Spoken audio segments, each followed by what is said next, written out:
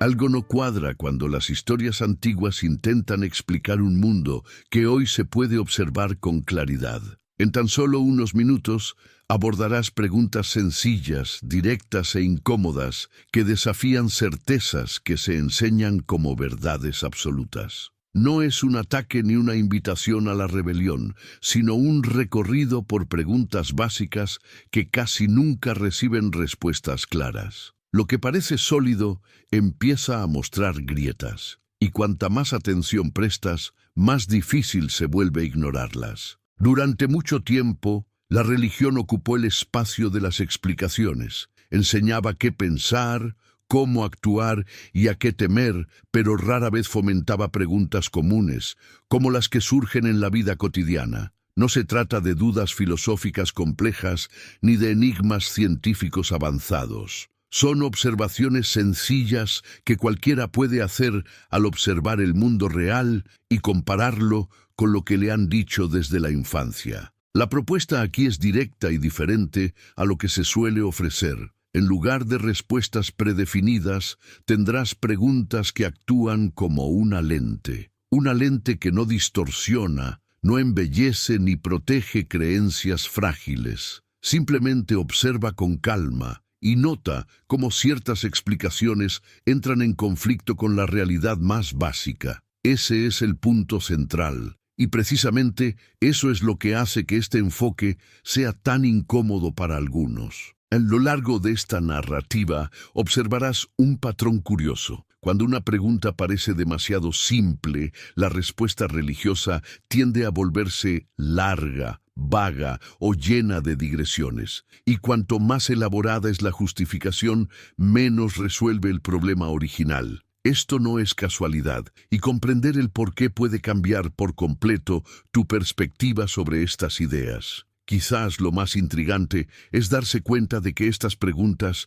no requieren coraje heroico ni rebeldía extrema. Solo requieren honestidad intelectual, y cuando esa honestidad entra en juego, algo empieza a agitarse silenciosamente, la sensación de que ciertas verdades se han aceptado más por costumbre que por coherencia. Empecemos con el punto más básico. Si todo necesita un origen, ¿quién dio origen al Creador mismo? La regla se aplica a todo el universo, pero misteriosamente deja de ser válida cuando llega a la esencia de la creencia. Es una excepción conveniente que rompe la lógica del argumento desde el principio. Si algo tan complejo como una mente divina puede existir sin una causa, ¿por qué no podría existir el universo? Cuando observamos la naturaleza, vemos procesos simples que generan complejidad con el tiempo. Las estrellas emergen de nubes de gas. La vida surge de reacciones químicas básicas y los patrones se forman sin intención consciente. En ningún momento vemos una mente compleja surgir de la nada. Introducir un ser aún más complejo para explicar el origen de todo no resuelve el misterio, solo lo aleja aún más. Surge otra pregunta casi de inmediato. ¿Por qué un ser perfecto exigiría adoración? En el mundo real, la constante necesidad de elogios a menudo revela inseguridad o necesidad.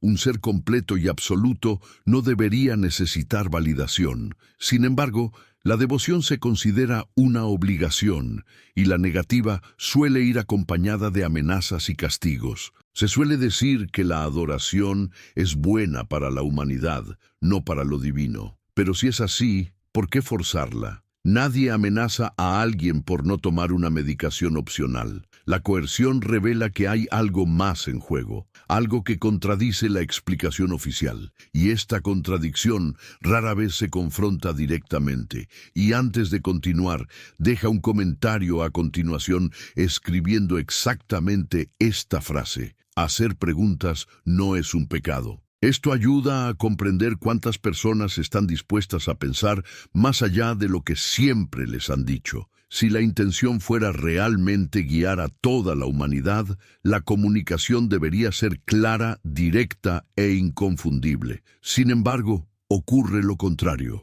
Miles de religiones, miles de versiones de la verdad, cada una afirmando ser la única correcta. Textos considerados sagrados entran en conflicto entre sí, presentan reglas opuestas y describen realidades incompatibles. Esto plantea una pregunta inevitable. ¿Por qué un mensaje supuestamente divino está tan fragmentado? Cuando los humanos necesitan transmitir algo importante, no dan cabida a interpretaciones peligrosas. Una advertencia de incendio es contundente, directa y universal. Los mensajes religiosos, en cambio, aparecen en textos antiguos, repletos de metáforas, escritos en contextos culturales específicos y traducidos innumerables veces. Gran parte de la humanidad ni siquiera tuvo acceso a estos textos durante siglos.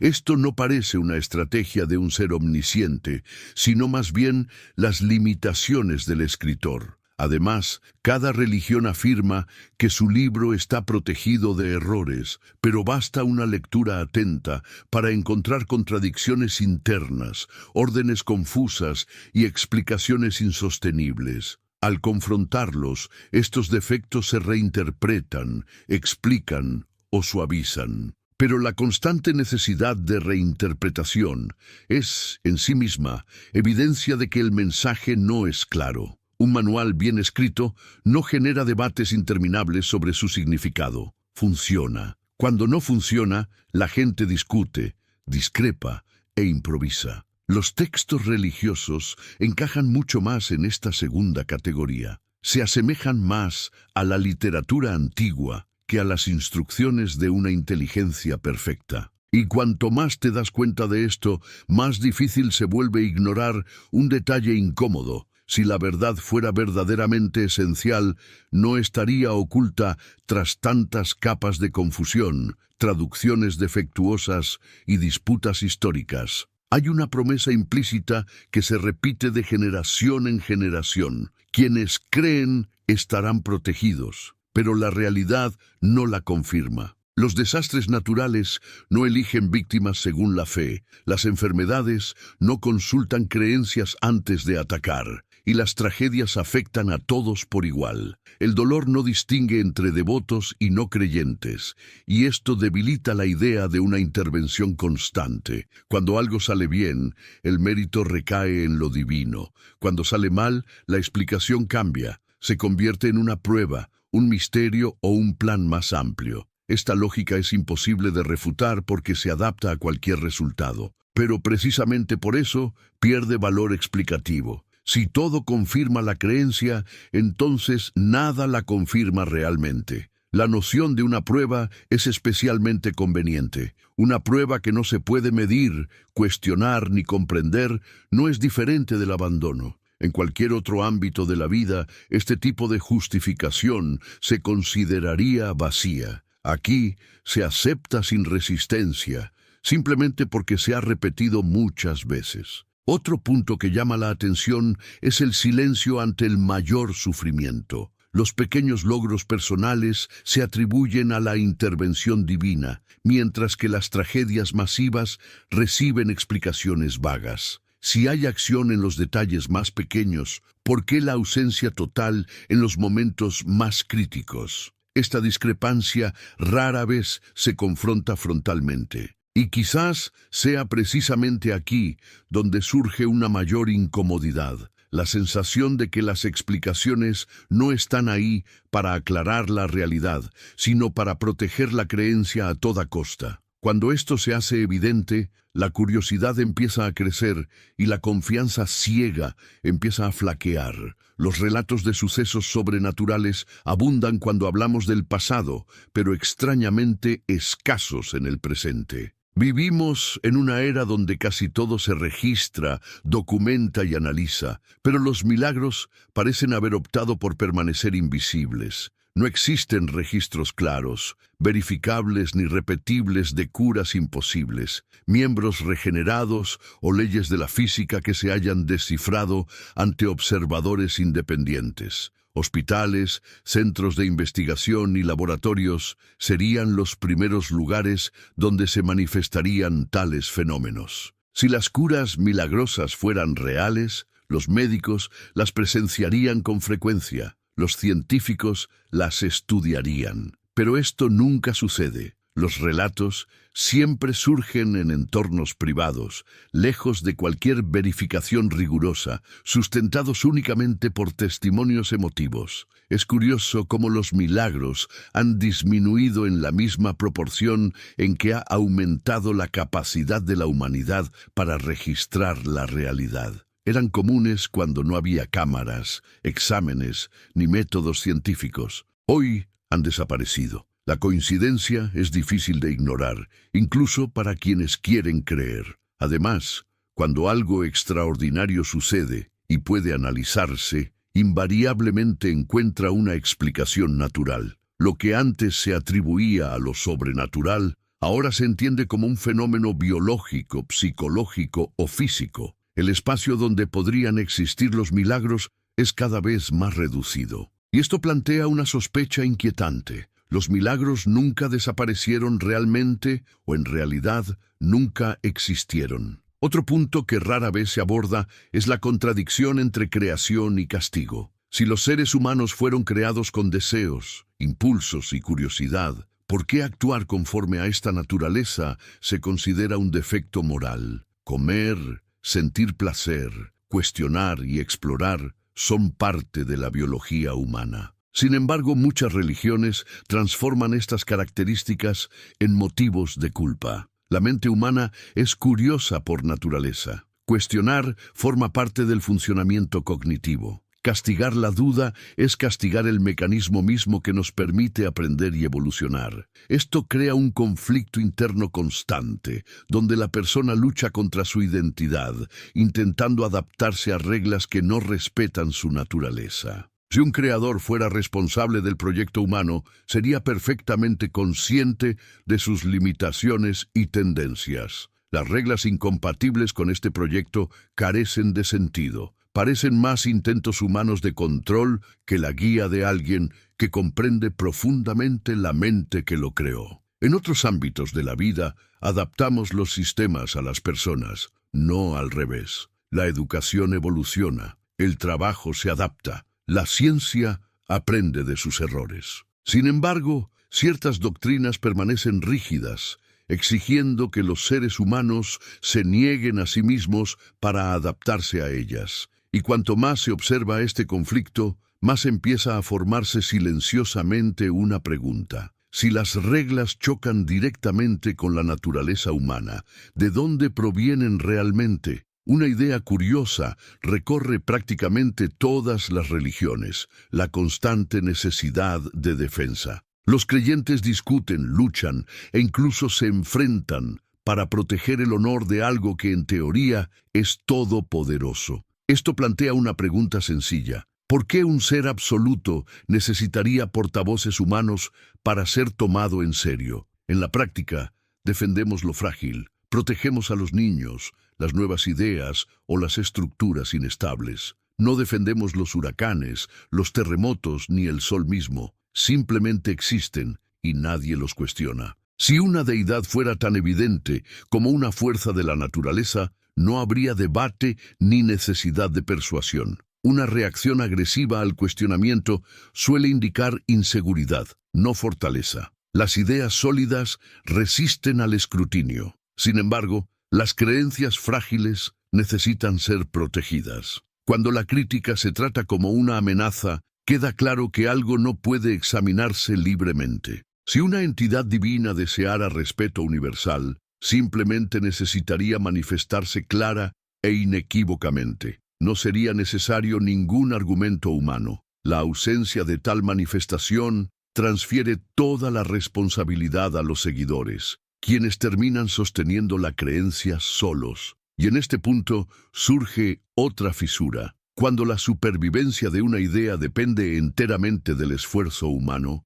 quizás sea más humana que divina. Si las normas morales provinieran de una fuente perfecta y atemporal, permanecerían inalteradas. Pero la historia demuestra lo contrario. Antaño se defendía la esclavitud, la desigualdad entre hombres y mujeres se consideraba natural, los castigos extremos se justificaban como voluntad divina. Hoy en día, casi todas estas ideas son rechazadas o reinterpretadas. Estos cambios no surgieron de revelaciones sobrenaturales, sino de transformaciones sociales. La moral evolucionó a medida que se expandían la empatía, el conocimiento y la convivencia. La religión, a su vez, se adaptó para no perder relevancia. Esto invierte la narrativa tradicional. Cuando una doctrina necesita adaptarse constantemente al mundo moderno, se hace evidente que no guía la moral, sino que se guía por ella. La etiqueta divina permanece, pero el contenido cambia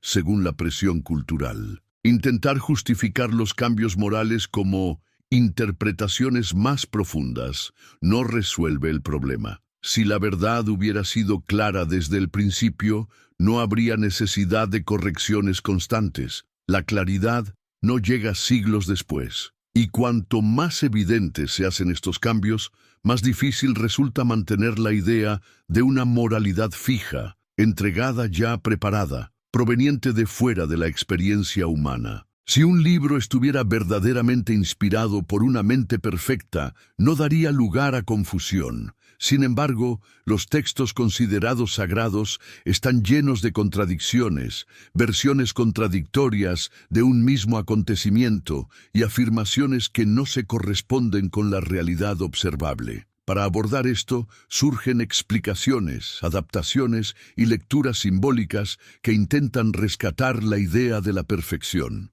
El problema es que la necesidad de explicar ya revela la falla. Un manual bien escrito no necesita intermediarios que expliquen su verdadero significado. Cuando un mensaje necesita ser reinterpretado constantemente, pierde autoridad. Y esto sucede repetidamente con los textos religiosos, generación tras generación. Muchos defensores argumentan que el error reside en la interpretación humana, no en el texto. Pero esto plantea otra pregunta. ¿Por qué una deidad omnisciente elegiría un medio de comunicación tan susceptible a errores? Si el objetivo fuera guiar, la claridad debería ser la prioridad absoluta. Además, distintos grupos leen el mismo texto y llegan a conclusiones opuestas, afirmando todos tener la interpretación correcta. Esta multiplicidad no apunta a una única verdad, sino a un texto ambiguo, maleable según los intereses del lector. Y cuanto más se observa este patrón, más fuerte se vuelve la sospecha. Tal vez estos textos reflejen exactamente lo que parecen ser registros humanos, escritos por personas limitadas por el conocimiento y la cultura de su tiempo. Al analizar el comportamiento atribuido a las deidades, surge un detalle revelador. Piensan, sienten y reaccionan como los humanos antiguos. Prohíben lo que causó problemas en ciertas regiones, valoran las costumbres locales y castigan comportamientos considerados una amenaza social en la época en que surgieron estas historias. Los dioses de las regiones cálidas se preocupan por alimentos específicos. Los dioses de las sociedades tribales actúan como líderes tribales. Los dioses de las culturas patriarcales refuerzan las jerarquías patriarcales. Las similitudes son demasiado precisas como para ignorarlas. En lugar de que los humanos fueran creados a imagen de un dios, parece que los dioses fueron creados a imagen de los humanos. Si una deidad hubiera creado a toda la humanidad, sería razonable esperar algo que trascendiera las limitaciones de las culturas locales. Pero lo que vemos es lo contrario. Cada dios refleja a la perfección los miedos, valores y necesidades de quienes lo crearon. No se necesita cinismo para notarlo, solo observación. Cuanto más se comparan las diferentes creencias en el mundo, más claro se hace que cambian junto con el contexto humano, no por encima de él. Y es precisamente aquí donde muchas personas sienten un malestar silencioso, porque empiezan a darse cuenta de que lo que parecía universal puede ser solo familiar. Finalmente, si esta reflexión te ha parecido útil hasta ahora, aprovecha este momento para darle a me gusta, suscribirte y activar las notificaciones. Estos pequeños gestos ayudan a que este tipo de contenido siga llegando a más personas a quienes también les gusta pensar más allá de lo obvio. Una de las frases más repetidas es que todo sucede según un plan mayor. La idea suena reconfortante a primera vista, pero un análisis más detallado revela el conflicto. Si cada paso de la vida ya está decidido, las decisiones dejan de serlo. Los méritos y los fracasos pierden su significado. Sin embargo, la misma narrativa insiste en el juicio y la responsabilidad individual. Es imposible sostener ambas cosas a la vez. O existe una auténtica libertad de elección, o existe un guión fijo. Al intentar combinar ambos conceptos, el resultado es confusión. Juzgar a alguien por cumplir un destino predefinido carece de sentido en cualquier contexto ajeno a la religión. En cualquier situación cotidiana, esto se consideraría injusto. Ningún profesor evalúa a un alumno basándose en respuestas que se le obligó a corregir. Ningún juez condena a alguien por un acto que no pudo evitarse. Pero cuando esta paradoja aparece en el discurso religioso, se acepta sin cuestionamientos. La explicación suele implicar misterio o complejidad divina, pero el misterio no resuelve la contradicción, solo la oculta. Cuando dos ideas se anulan mutuamente, no importa cuán sagrado sea su origen atribuido, la incoherencia persiste. Y cuanto más se percibe esta inconsistencia, más claro resulta que ciertas ideas se unieron no porque tuvieran sentido juntas, sino porque ambas eran útiles para mantener el funcionamiento de la estructura. Al reunir todas estas observaciones, surge un patrón difícil de ignorar. Las explicaciones religiosas no fracasan por falta de fe, sino por un exceso de excepciones. Siempre que la lógica amenaza con entrar en escena, surge una justificación especial, una regla diferente, un desvío conveniente. Esto no es característico de la verdad, sino de las narrativas creadas para resistir el cuestionamiento. La religión no nació para responder preguntas, sino para ofrecer consuelo en un mundo que parecía caótico y aterrador. Antes del conocimiento científico, las historias daban sentido a lo desconocido. Hoy, ese espacio ha disminuido. Cuanto más comprendemos la realidad, menos necesitamos explicaciones sobrenaturales. Esto no hace que las personas sean frías,